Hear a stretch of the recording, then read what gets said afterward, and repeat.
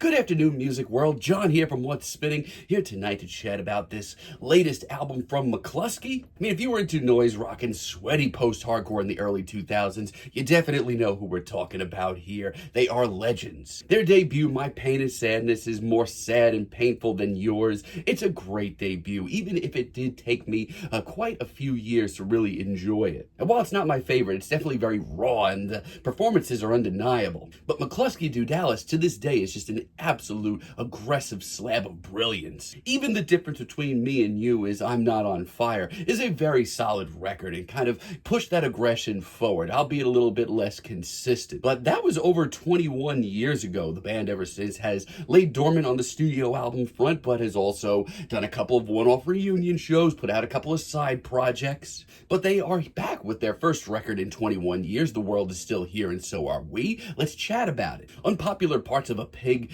kicks this album off with just an absolute blast of noise. This track is wild, sweaty, chaotic. It sounds like they've had this in the canon for 21 years and it's finally getting fired. It's great. But I will say not every idea lands on this album. Like Cops and Coppers, for example, this track is way too harsh and clunky sounding, also really not into the shrieked vocals. It just kind of feels like noise with no direction to it. However, the band do really get in this groove very quickly and put out a couple of really great songs back to back. Like Way of the Exploding Dickhead, this is classic Mclusky. Grimy riffs, this groove that just weasels its way inside your brain, all with this just very call and return performance that I love. It's simple, but it's really effective, as is the Battle of Los Angelsea. Honestly, one of my favorite tracks here, maybe my favorite deep cut. The bass here is disgusting. I mean, this whole track comes off like a big clump of controlled chaos. Breakdown after breakdown, it just hits. And People Person is a hell of a single. It locks in on this very intense groove almost immediately, and vocal-wise, this might be the most intense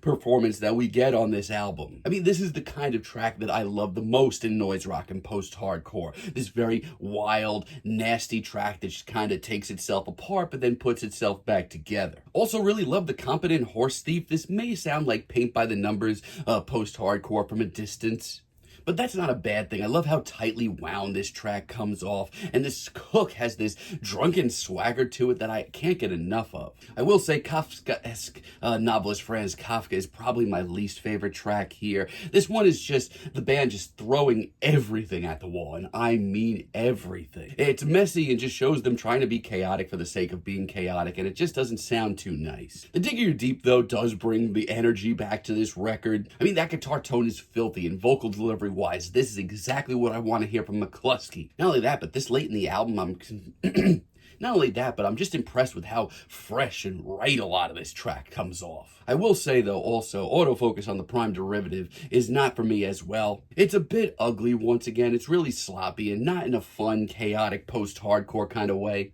It just feels like all the tension is here, but no payoff. But the band do bring together a great slew of tracks to finish this album off. Not all Steeplejacks is much more slower and meditative, but it really does lock in on that groove, and it is intense. And it never fully and it never really fully explodes either, but I respect the restraint shown here. It's a great cut. Chekhov's Gun's absolutely filthy. That riff is nasty. Also, One Party System, 60 seconds of the band playing their most punk-oriented material, and I'm here for it. I mean, after all these years, the band still absolutely does sound like Mclusky. Is this their most consistent record? No. Have some of these ideas been done in the past and they're a little bit more shined up? Absolutely. But the highlights are explosive. There is a wild, sweaty energy to this record that I can't get enough of. I don't know if we're getting another Mclusky album. We might have to wait another 21 years, but I'd be certainly here for it at this point. Feeling a very decent 7 on this album, but let me know what you all think down below. If you liked the video, be sure to give us a like, give us a subscribe. Let me know down below what you would like for me to chat about in the future. And if you're feeling froggy, turn on those notifications and have a great day, friends.